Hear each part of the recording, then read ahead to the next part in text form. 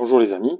Alors je vais vous parler aujourd'hui des pièces en or de type 20 francs au génie, qui ont été frappées sous la Troisième République.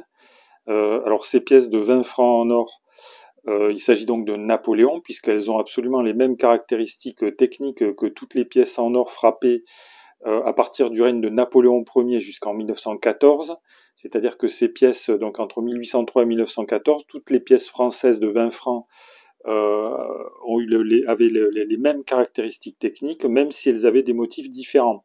Alors ces pièces, elles ont un diamètre de 21 mm, donc ce sont des pièces assez petites, elles pèsent 6,45 g et elles sont composées d'or pur à 900 millièmes ou 90% si vous préférez, c'est-à-dire que chaque pièce contient 90% d'or pur et 10% de cuivre. Alors ce mélange, en fait, cet alliage était destiné à, à rendre les pièces plus dures, puisque ces pièces étaient destinées à la circulation courante, et c'était pour limiter un petit peu l'usure des monnaies au moment de la circulation courante. Alors ces pièces de 20 francs, elles ont été frappées donc à partir de 1871. Donc elles ont pris la suite des pièces frappées sous Napoléon III. Donc les pièces de Napoléon III précédentes sont absolument identiques en termes de technique, en termes de quantité d'or fin. Évidemment, par contre, le motif a changé. Donc le motif qui a été représenté, qui a été repris, qui a été choisi sous la Troisième République, c'est le génie. Alors ce génie, c'est le génie de la France, qui a été imaginé pour la première fois par Augustin Dupré et qui a été utilisé donc sur une pièce frappée en 1793 sous la Révolution française. Donc on voit un génie, alors c'est une pièce en argent, hein, c'est pas du tout une pièce en or, mais le motif est le même, et à l'exception du fait que le génie est en train d'écrire le mot Constitution sur la pièce en argent, alors que sur la pièce de la Troisième République, le génie est en train d'écrire sur une table de la loi, mais il n'y a aucune écriture sur cette table. Alors les pièces de 20 francs au type au génie, elles ont été fabriquées donc en grande quantité, puisque 86 millions de pièces, un petit peu plus, ont été fabriquées. Donc entre 1871 et 1898.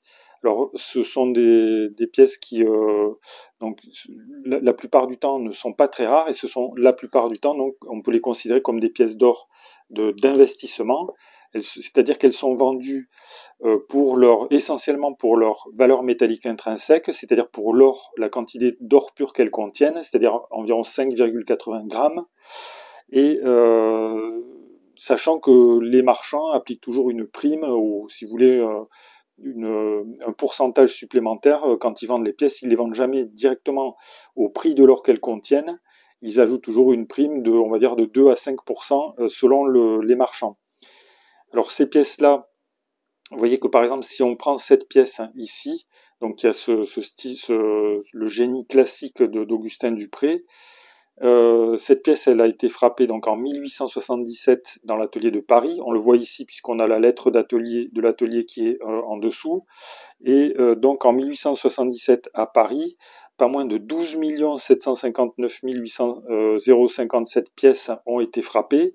Donc ce sont des quantités considérables. Et donc ce sont des pièces, on va dire, qui ont essentiellement donc une valeur d'investissement plutôt qu'une valeur de collection. Quoique, en fait, en fonction de l'état des pièces, on peut, en fonction de l'état de conservation des pièces, le prix peut évoluer à la hausse. Par exemple, si on a des pièces dans un état de circulation, dans un état splendide, leur prix peut être supérieur, largement supérieur à leur simple valeur d'investissement. Et donc, on a une valeur de collection, une valeur de numismatique qui va se surimposer à la valeur d'investissement de la pièce. Donc ces pièces-là, alors pourquoi ont-elles été frappées? Elles ont été frappées parce que suite à la guerre de 1870, évidemment, le régime, le second empire de Napoléon III a pris fin, et donc la République a été instaurée. Il a été question un temps de restaurer la monarchie, mais ça ne s'est pas fait. Et alors au moment de choisir un motif, eh bien c'est un motif républicain par excellence qui a été choisi, c'est-à-dire le motif du génie d'Augustin Dupré qui avait été frappé sous la Première République pendant la Révolution française. Donc voilà les amis ce que je pouvais vous dire sur cette pièce. Alors quand même un aspect très important, la valeur de ces pièces aujourd'hui. Alors elle varie en fonction du cours de l'or, et au moment où je tourne cette vidéo, le prix des pièces a fortement augmenté puisque l'or a connu une hausse très importante au cours des derniers mois, et ces pièces elles se vendent, enfin leur valeur métallique intrinsèque c'est 475 € environ. Donc c'est un prix qui est quand même considérable puisqu'il faut savoir que dans les années 2000, au début donc du siècle, si on peut dire ça comme ça, ces pièces-là, elles valaient peut-être une cinquantaine d'euros. Et aujourd'hui, donc, elles valent 475 € environ. Donc, c'est une hausse considérable.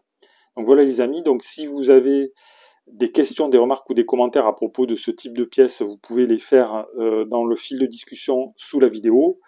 Abonnez-vous à la chaîne si vous ne l'avez pas encore fait, comme ça vous recevrez des actualités sur les pièces de monnaie de collection et d'investissement. Je vous mets quelques liens sponsorisés sous la vidéo. Si ça vous intéresse, donc vous pouvez acheter des livres, notamment des livres de cotation de pièces de monnaie ou des livres sur la collection, par exemple celui-ci, et qui vous permettra d'en savoir plus sur vos pièces. Voilà les amis, mettez un pouce j'aime, cliquez sur le pouce j'aime si ça vous intéresse. Merci pour votre attention et je vous dis à bientôt pour de nouvelles vidéos.